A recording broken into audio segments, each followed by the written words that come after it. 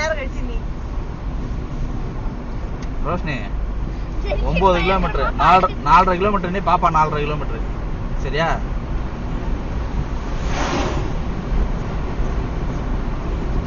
எதுக்கு அழற?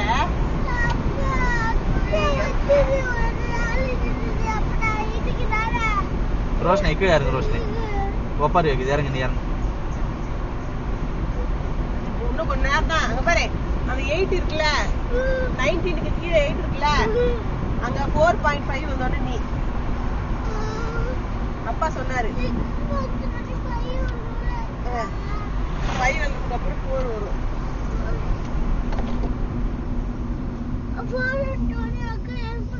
ஆமா